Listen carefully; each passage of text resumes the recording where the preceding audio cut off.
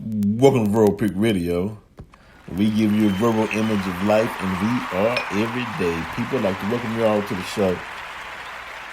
Now, this is in response to Carrie Taylor, right? Carrie Taylor says, no, my God, reptilians are real, right? So, I wanted to do some research because this was a comment made on the podcast I did on Dr. Stella Emanuel with an I. And I said that I was talking about the reptilian brain that we all have. And he was actually saying no, that there are actual beings called reptilians. But in the response that I made dealing with Dr. Stella Emanuel, I read from the Moorish Quran, the Moorish 7 Quran, and when Jesus was speaking to Arabo and telling him, do he ever remember being a beast? Meaning, as you go back into your Akashic records. But what I'm understanding is that these so-type reptilians were here, that man didn't come from the reptilians, or man wasn't saying that he was reptilian. Man was speaking on reptilians that were already on the planet. Now, some say in Genesis 3:1 that serpent that God created, who spoke to Eve, was actually a reptilian. Mm-hmm. But I wanted to play something for you guys because I had to do my research on who has knowledge or who claims to have knowledge dealing with the reptilians. One I found was Dr. Malachi Z. York on human reptiles or the reptilians, and I want to play a bit of that for you all because on Verbal Pick Radio, whenever someone listens to this show and they question or make a statement, and if it's some validity to it, then we'll go out and try to find some research to back up their claim. Because on this show is about critical thinking, and we don't believe in any mysteries. So we're able to deal with any subject that comes our way. So I don't know. Y'all check it out and judge for yourself. I'll be right back.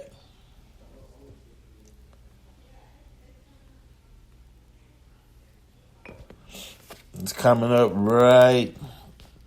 No, somebody say, well, if you take alien blood from anybody, I'll make it clear, and inject it into a woman, in 6 to 8 weeks, her blood will overthrow that alien blood. That's why they have to be very careful with transfusions if they get people who have the same type of blood, because your body will reject it. Now, transplanting organs has proven that to be a fact, that if they give you someone else's heart, the problem is always what? Rejection. Why does it reject it? Because your body has a built-in mechanism for it to defend itself against alien properties of all kinds. And even in the blood, ask anybody about blood. If you inject blood, if you have to get a transfusion, your body will overthrow that blood in 6 to 8 weeks, or that blood, or it will eventually kill you. If they add a liver to your liver, they have a certain amount of time. They must keep your body constantly filled up with, what do you call it? No, anti-what? I'm trying to get simple, but it's the way we use, not antibiotics. It goes, you have a body that attacks everything. Your immune system, thank you. They got to keep injecting you with serums to keep your immune system extremely high. They right now say if you have cancer and you have a very high immune system, then you can, of course, take radiation, chemotherapy, but if you don't, it'll kill you. That's understood. Well, that's because it's alien. so far? All right. So now, once we establish the immune system and keeping the immune system, so therefore any alien organs would be able to survive for a period of time, but they have not succeeded yet with any transplants. Right here in your lower abdomen. This is an intriguing thought to patients suffering from kidney failure, like Kate Sullivan. Faced with a lifetime of dialysis, she recently had to ask someone close to her to make a difficult decision. My sister and I are super close, and I couldn't think of anybody else that would go through the kind of surgery that it is. I mean, it's not simple, and there's a lot of pain involved and a lot of healing. And I don't think you can just ask anybody to do that. As soon as I found out that she needed a kidney and that a living-related donor would be the best one, I said that she could have mine. The transplant was a success, and a few months later, Kate was in excellent health and well on her way to a full recovery. But Kate must still take 29 pills every day to stop her body from rejecting her sister's kidney. A kidney from her clone would be a perfect match. If I needed a kidney and I could get one from a clone, I would definitely do it. Because the most important thing would be that you wouldn't have to take the anti-rejection medicine. Because I see what my sister's gone through, and I think that's the hardest thing about the kidney operation, is that she has to take so much medication. And since Kate's new kidney may only last for 10 to 20 years, she may have to go through the transplant process again. At that time, human cloning may be an option. It has always been rejected. No one has succeeded. They extended the period of time, but it doesn't last forever. Eventually, the alien organ dies. All right, so then, if a man and a woman is together, sexually that is, when a man releases semen into the woman, it's what? Alien. It's alien to her. What is the first thing her body thinks to do? To attack. But they found out, scientists, that there's a certain part of the brain that triggers and it releases a serum that creates an egg inside the womb of the mother. It's an egg or a bag, a pouch. You follow that? And the baby or the fetal is in this bag. And it's kept in a lubricant of water that is producing the hormones, so that it is actually fighting against her invading the baby and killing it. When the brain does not trigger this properly, you hear me? And it doesn't send enough of these defense mechanisms, there's a miscarriage. Right? If too many of these things get in the bloodstream and into the baby, when the baby is born, within 6 to 8 weeks, there's cradle death. It still attacks the baby. They'll tell you they don't know what cradle death is, because they don't know. But it's a scientific fact. So now, what actually happens is, the baby in the womb of the human female as a mammal is living in a sack of water. Has anybody here been raised on farm? Good. I mean, you see a hen lay an egg, right? Does it come out hard or soft? A lot of city folk might not know that. Not tell me when they don't. When a hen lays an egg, it's soft. You follow? And then when it hits the air, it begins to harden. The same thing happens with the placenta of the woman. When they first remove it from the woman, it's soft. And just in a couple of minutes, it starts to harden up, it clots. Where am I reaching at? I'm reaching at the fact that women have an egg inside of them. That they really give birth to an egg. But unlike the chickadee, it cracks the shell on the outside of the body. You call it my water breaking. And the egg breaks inside and the baby comes forth. And sometimes they'll say the egg collapsed and put a thin veil over the baby's face. And let's say the medieval doctors who didn't quite understand what that meant said that baby was born with a seventh veil. Had a veil over his face. That's a mystical baby. He's going to be psychic or clairvoyant or something. And that passed all the way down to grandma saying seventh kid, Seventh kid of a seventh kid has a seventh veil on face. All that was the shell of the egg collapsing. Got your attention, don't it? Well, science is very interesting. I've always told y'all for years, study science. Because once you master science, religion looks funny. You know what I mean? It looks real cute, but it's a nice institution. People need it. People need it. Keeps them out of trouble. But it has nothing to do with this. What are we saying here? We're saying that human beings are a form of mammal that has an egg inside. And the baby is developed in a liquid substance. So thus the baby is breathing with gills and does not inherit its lungs until it comes. And sometimes in the hospital, they have to pump water out of the baby's lungs. Showing that just like the movie, what's it called? The Abyss, that the lungs were full of water until it. So there's a transformation or a metamorphosis from a sea creature with gills to a land creature with lungs within that period. You follow?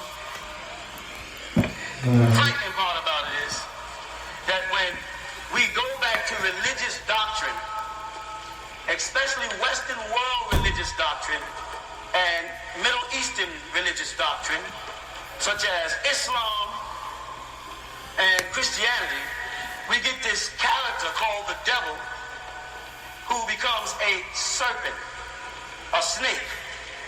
Now, of course, in our doctrine, we've always had a problem with a talking snake in the garden, so it didn't ever sit with us that a snake was holding a conversation with Eve. Didn't make sense to us, and that was our way of asking them to explain it. We understood he was a Drago. We understood Drago and Dragon is in the Bible as Tainini. We understood that, right? But they didn't. So it was more fun to say, well, tell us how a snake could talk, who they're calling the devil in Genesis chapter 3, who travels all the way to Revelations as the dragon. But this being called the devil was identified with a serpent. When they say Leviathan, again, they give it, you look it up in the Bible, they say, a big sea creature. Tainin, a walking dragon. Right on the temples of Babylon, they used to have the drawing of a snake with legs. All right? Then scientists admitted that the original snake had hips. We've shown that in our books. If the original snake had hip bones, then it had legs. Then, like the Bible will now on your belly shall you go, unless the scientists do that before and wrote that after. On your belly shall you go all the days of your life became, so the snake once walked around on four with a snake body and dropped down. Well, that's the Komodo dragon. That's why a whole bunch of kids are attracted to having lizards and what's the other one they have in their houses? The iguanas, and they're attracted to this creature. Why people wrap snakes around them and keep snakes and stuff as pets and feed their snake chickens, little chickadees, like it's okay, and watch them consume it. There's some parental tie to the lizard and the monkey to make the man. The monkey being the mammal that uses its lungs, and the lizard being the reptilian that uses its gills and lays eggs. Now, some reptilians lay eggs on land, some reptilians lay eggs in sea, and some reptilians keep the eggs inside their body and deliver them just like a human being does after the fetal has reached its growth stage. You hear me? What is coming into reality is that when we go back to ancient Tamara, the original name of Egypt, and we look into our own ancestors, when they speak about the birth of the world, they speak about the primordial egg. You remember that? Western world stole it and called it the goose that laid the golden egg. The goose that lays the golden egg is a goose that lays the sun, because the sun is has always been a symbol of your gold. And they also stole it and came up with the stork that delivers the baby.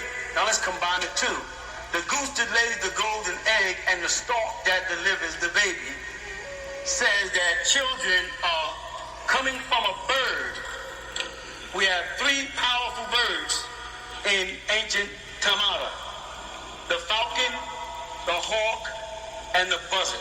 Those are the three most powerful birds. The reason why they call them the most powerful birds because Ra, Amun, and Horus all shared symbols throughout the writings and hieroglyphics where they were at one or other time depicted as one of those birds, all of those birds.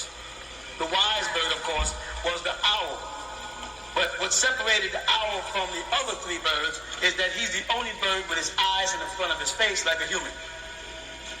No other bird on the planet has his eyes in the front of his face, and he's also a nocturnal hunter like humans.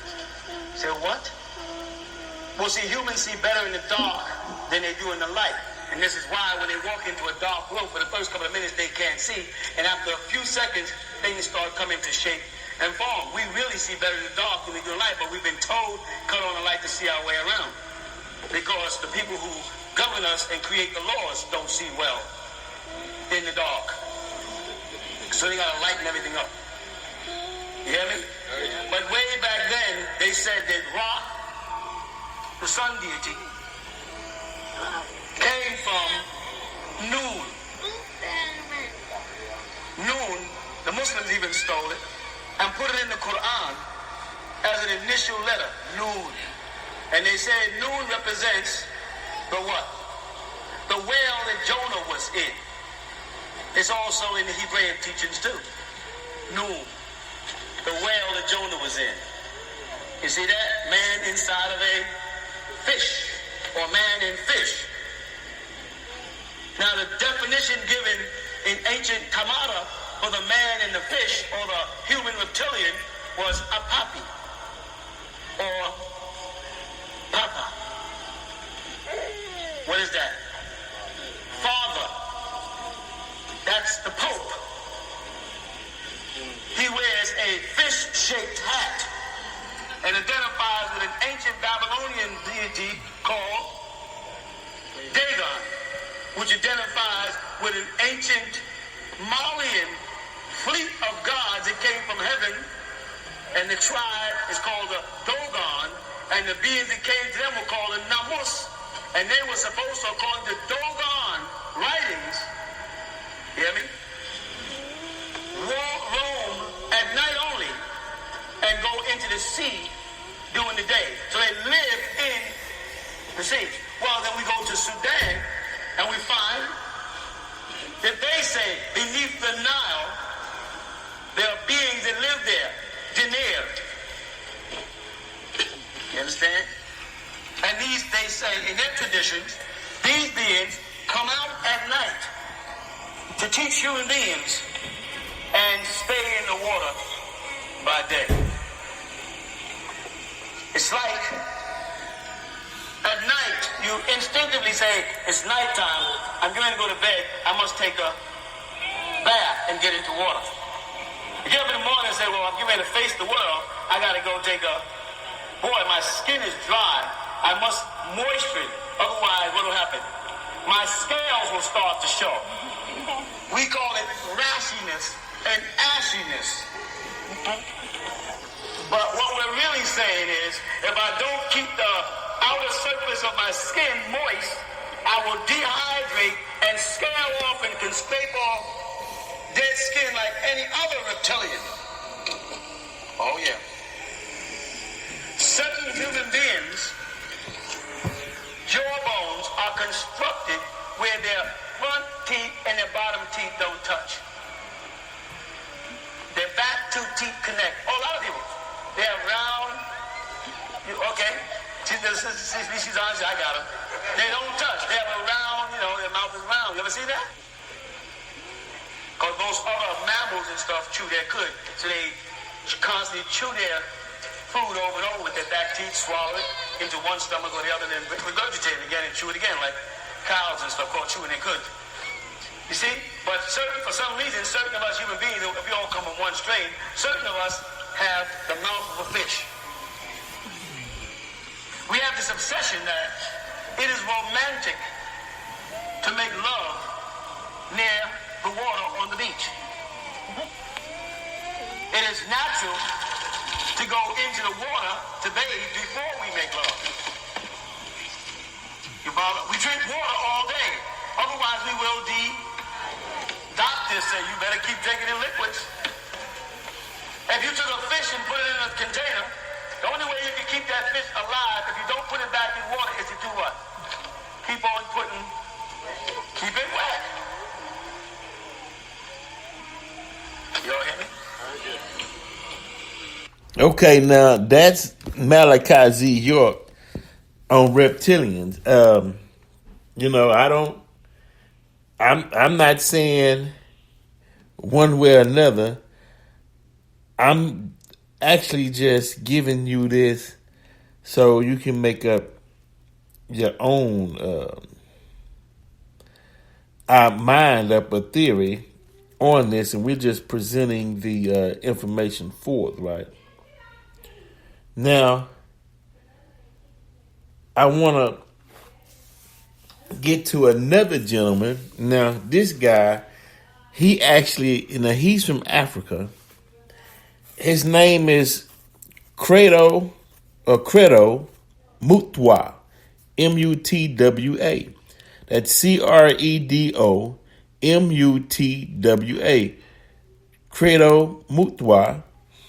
And he says he actually seen the reptilians in Africa. So we want to get into that because I don't know, some of supporters or some people who listen to what we did on Dr. Stella Emanuel commented me and said, no, bruh, reptilians are real.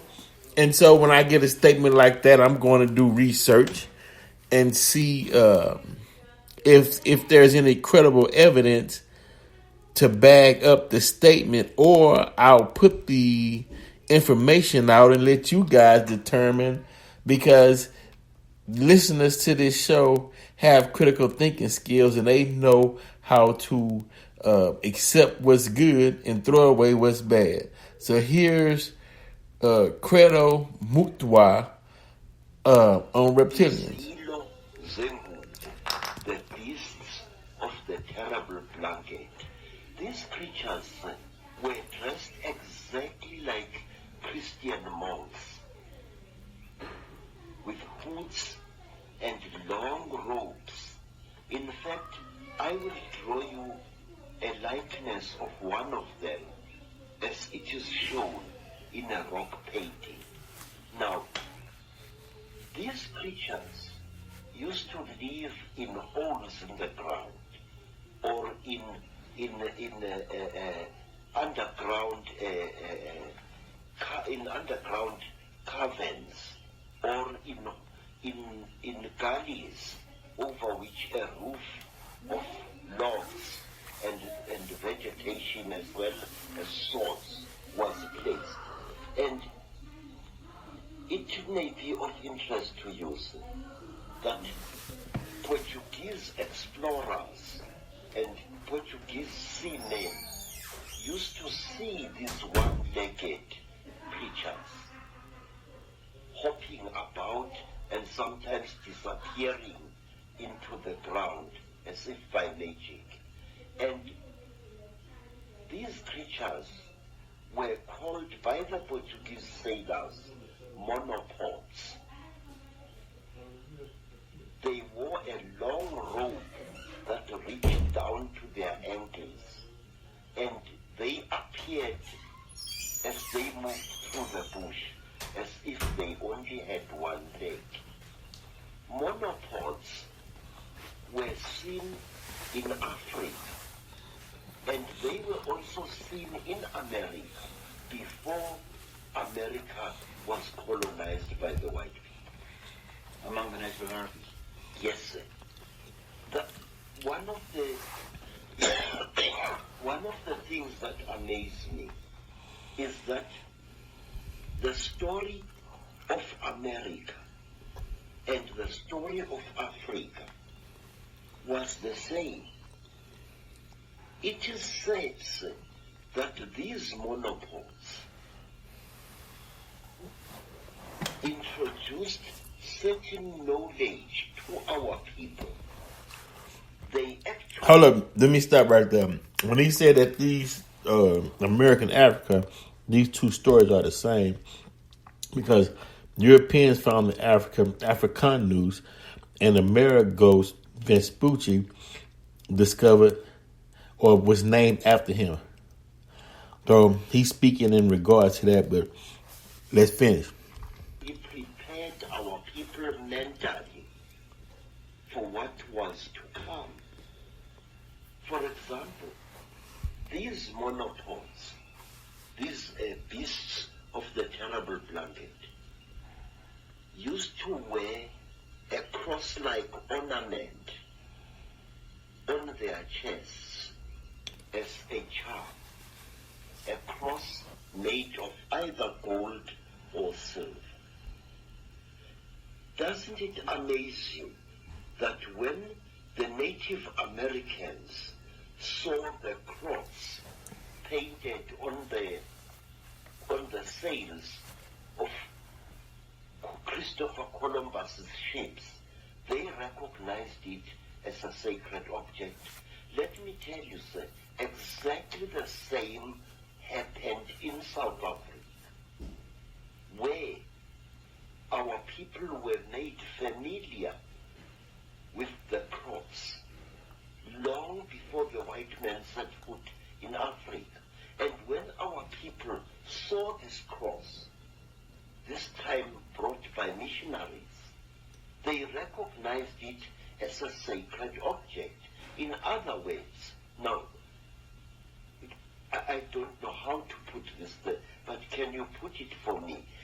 Our people were prepared long beforehand to recognize certain Christian symbols and Judaic symbols. And when they saw them in the hands of the colonists later, they saw them for what they were. This is one of the reasons why, Mr. Ike, Africans accepted and protected Christian missionaries, even while fighting a life and death struggle against white colonialism.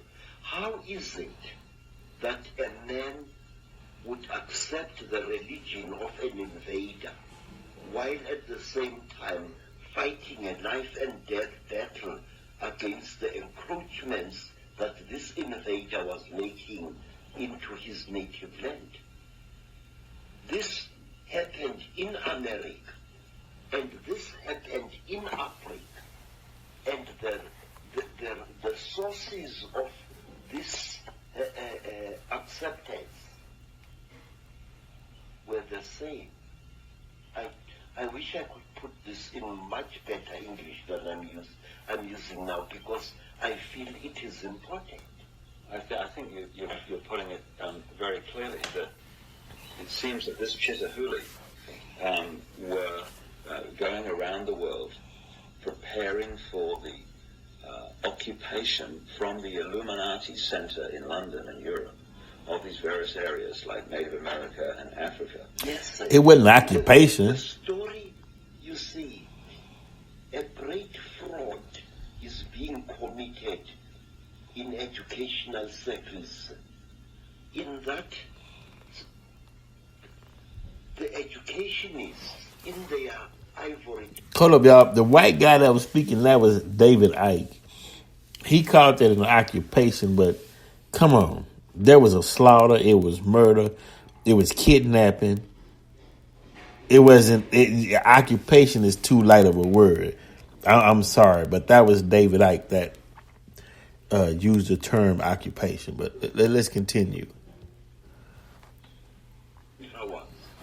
Force our young people to look at the colonizers colonization of Africa and America as if they were two separate incidents. But certain factors in this colonization were the same in Africa and the same in America, and they achieved exactly the same results. This is why I always argue that the conspiracy, the international conspiracy, began long before colonial times in Africa and in the Americas. Hold on. Let me add this to it, right?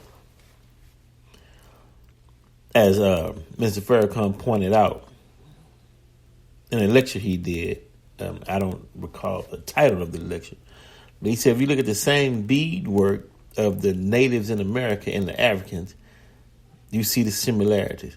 And the feather, the headdress, even in the dances. Why? Because the natives in the Americas and the original indigenous people in Africa was doing trade, was one family, back and forth. Why you see pyramids in Egypt, pyramids in the Americas. This was before the Spaniards, the European Spaniards, came into the Americas and mixed their blood with the native, those who were in Africa, and began to get lighter and was speaking Spanish, and he called them Hispanic, but Hispaniola also was a term they used for the Moors, right? So when he says that, the similarities between the two countries, there's a lot of similarities that has to be uncovered, right? But let's get back to it. And the results were the same. Look at this. Here is the great Zulu king, Shaka. Shaka is a warrior second to none. Shaka is also a prophet. Shaka Zulu. Shaka welcomes white people to his empire of Natal. Shaka allows missionaries to operate freely through his country. Can you put a volume on that? And when Shaka dies, before Shaka died, he warned his half-brother, Dinga, that he must under no circumstances attack the white people, and that he must allow missionaries to operate freely amongst the Zulu people. In fact, during the reign of King Dinga and Shaka's brother, two missionaries, Reverend Halstead and Reverend Owen, had a mission station within sight of King Dingan's great village. But wait, son, let me point out one thing. These missionaries were converting our people to Christianity, and they often went out of their way to criticize and undermine the king's authority in the eyes of their converts.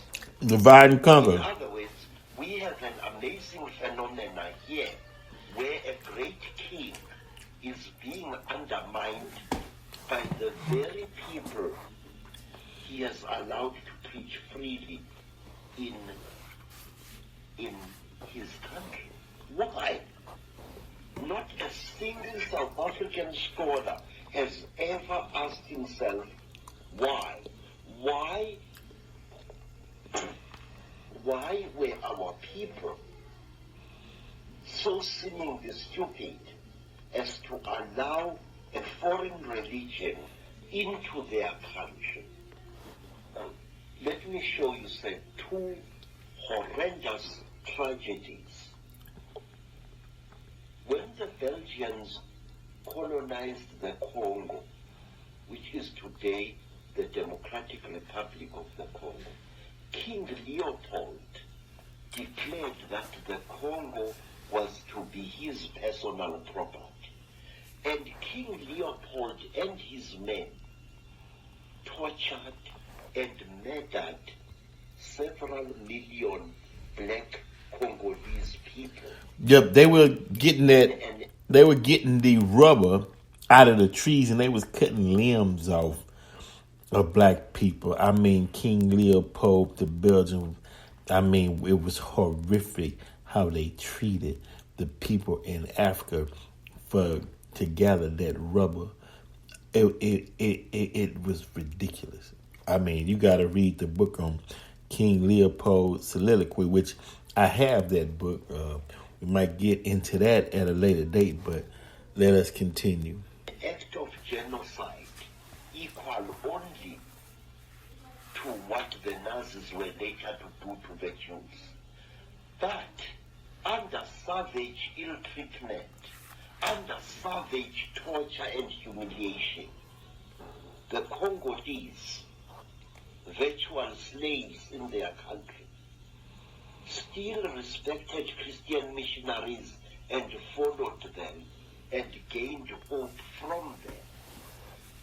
And in 1907, this time in the country today known as Namibia, the Germans embarked on a policy of genocide against the warrior people known as the Hereros. They murdered so many Hereros. They tortured and slaughtered so many men and women of that nation that until as recently as the 1940s, Herero women were still so traumatized by what had happened that they were not producing any young at all. But in spite of the hideous genocide committed by General von Trotha, in spite of the multiple murders, the Herero people clung to the Christian faith. Why? Exactly why? I now come to my people, the Zulus. When King Dingaan murdered the four-tracker leader Piet Retief, the act was watched by Reverend Owen and Reverend Halstead from their mission station, which was built on a hill overlooking King Dingaan's great village. Halstead and Owen, unharmed by Dingaan, decided to flee from the place after that. And Dingaan was deeply sorrowed that his favorite preachers had decided to leave him. And King Tsaitwayo, the warrior king who won the Battle of Isandlwane in 1875 or thereabouts, never harmed missionaries. And a king who followed Tsaitwayo, King Dinizulu, who was brutally tortured by the English, had a great friend in Bishop Colenso, a Christian bishop, and his daughters, one of whom was called Mary. Although he had suffered so much at the hands of the British authorities, King Dinizulu never abandoned his white Christian friends. They comforted him, and he depended desperately upon them and their Bible in his darkest hours. Would the same basic story, Credo, be true of how the British the Illuminati based in Britain took over Australia too. Yes, I have found exactly the same stories. The Aborigines, like Africans, were deliberately softened up long before they were colonized by the white people. There were men, mysterious men, who often posed as gods, who undermined the will of the Aborigines to resist the encroachment of the colonialists. It's also interesting that Captain Cook, who is the guy who's supposed to have, quote, discovered Australia, New Zealand, that area of the world, Yes. was actually sponsored and funded and in fact controlled by the Royal Society, which was a Freemasonic and is a Freemasonic science operation based among. Yeah, David Icke speaking. Let me show you another interesting thing. There is a man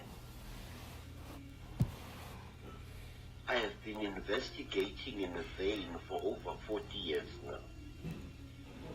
A man who committed acts of hideous genocide upon our people here in South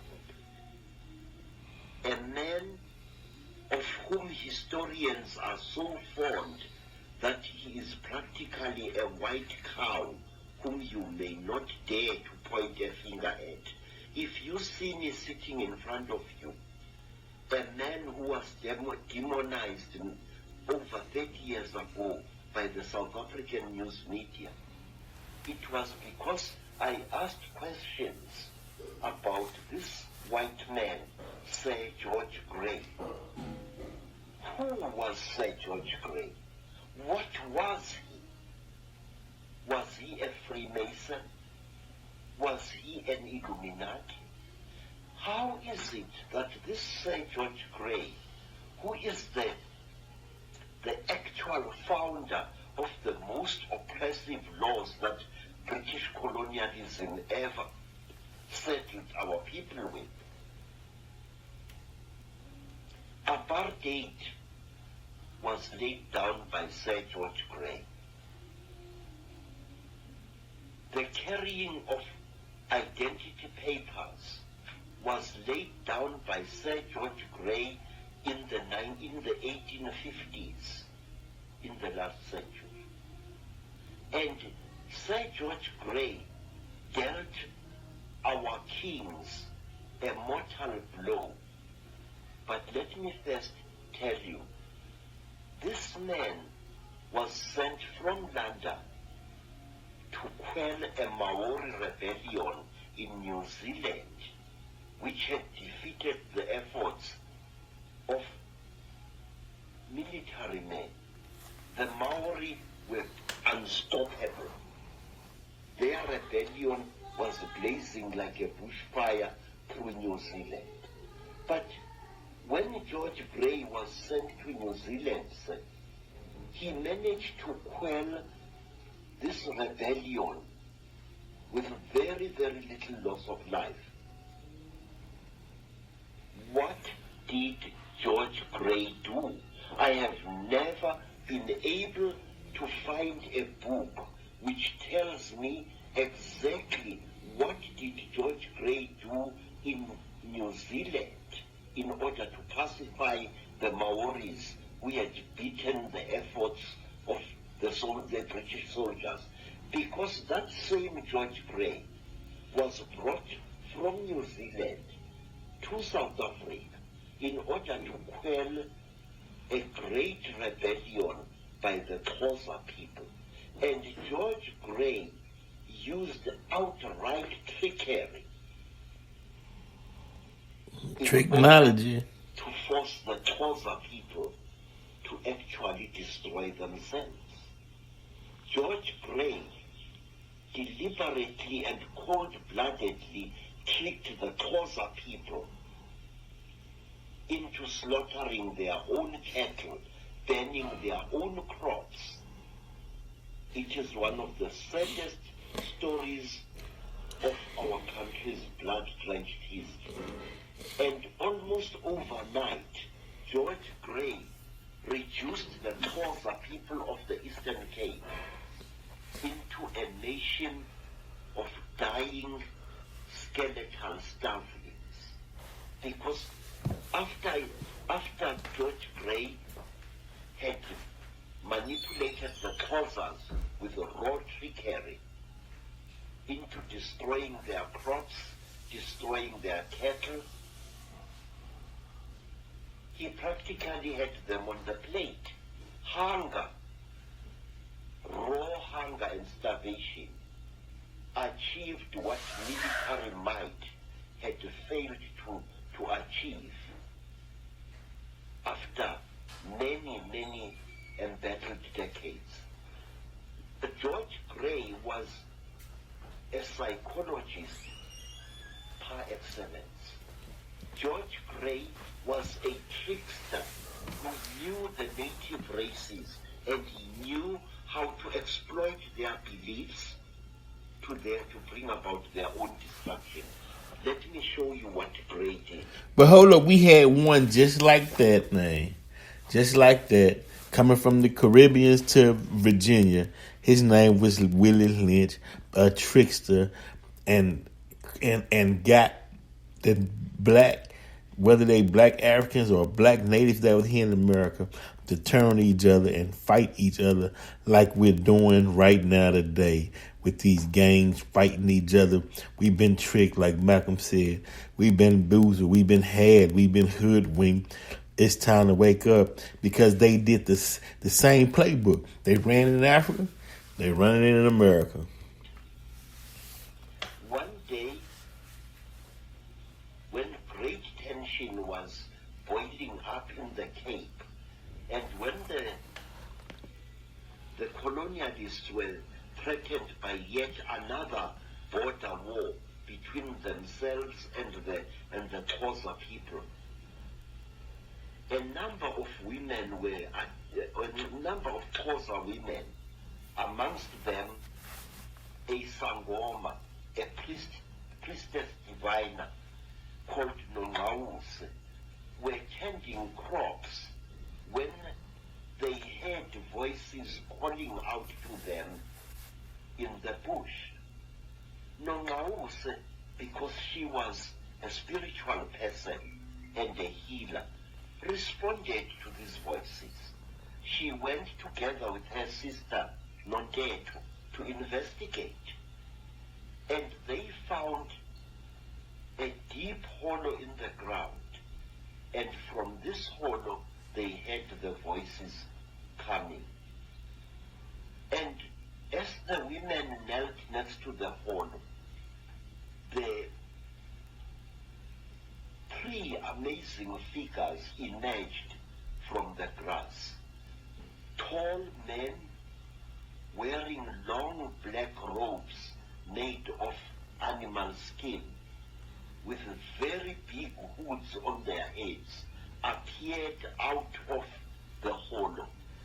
And one of their faces were painted white, or so it seemed to the terrified Xhosa women. And these men were unusually tall. And they told the woman, Nongawuse, whom they distinguished by her attire as a traditional healer, that she must go to the Xhosa people and tell them to start killing their cattle and start destroying their crops.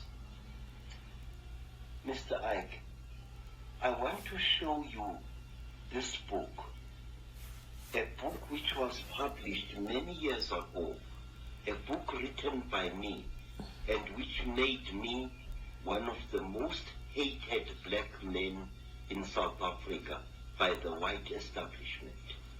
In this book, I write, amongst other things, about a man called Sir George Gray. And in this book, I questioned certain things about this man, because Sir George Gray was the creator of race discrimination and apartheid in South Africa. Apartheid was not really created by the Afrikaners. It was created by this man many, many years ago. Well, Sir George Gray was Illuminati, a black magician, and fits the bill exactly with what happened in all these other countries you're talking about. Say, when I raised questions in this book about Sir George Gray, I was savagely attacked by nearly every professor in various universities of South Africa. The intellectual prostitute. But we don't have to go no more, but that was Credo Mutwa, right? And he was talking about how this Sir George Gray created the apartheid system and racism in Africa, and he used tricks in order to get the people to fight amongst themselves, right? As it is in the Americas, and we had our Willie Lynch, right? Same thing, right? Same construct, right? Now, but why, after all the death and all the killings and all the mishaps and all the horrific murders that was done to black people, why did they hold on to Christianity in the Americas, and why did they hold on to Christianity in Africa? Now, he didn't speak on it, but I'm starting to get a conclusion, right? Now, when you go back and study the Dogon people, Dogon people, right? When they do their festivals of Nun or Nemo, and they talked about Sirius B, aka Planet X. When they do their tribal dance, they have this thing where it looks like a cross is on their head. Some say actually that is supposedly where in the universe, if you look at it at a certain angle or position, it pinpoints Sirius B or Planet X, right? It represents Sirius B or Planet X, right? And maybe the colonizers understood that and used that symbol, first went in and out of the people, befriending them, and acted like they had knowledge of this symbol, and they were sent to the people from the people who created the symbol, and subconsciously through the Akashic records, anyone that reps that symbol, it puts a block in the way, and it makes the people bow down. Now, what broke the cross, as Mr. Farrakhan said? In America, it would be the teachings of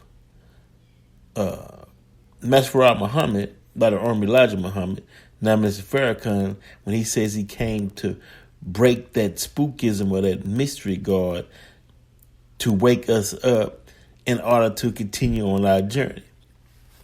But that teaching's so powerful, that means then that it has to go into Africa as well to break it, that hold in Africa. Because who else or what else is going to do it or will do it? Now, is there a right for it to be broke or a need to? Yeah, when you got that many murders up under it, of course, hell, it constitutes a change within itself. When you have that many atrocities and that many murders and a displacement of people, people who have amnesia and can't remember their God, their religion, their culture, then it needs to be broken and set right for the sake of all of humanity. If you understand what I'm saying, meaning, of course, whether you coming from your lower nature or your higher nature, at the end of the day, you didn't create yourself. Let's put it like that. You didn't create yourself. So, of course, to set things back right again is a process, but the process has to be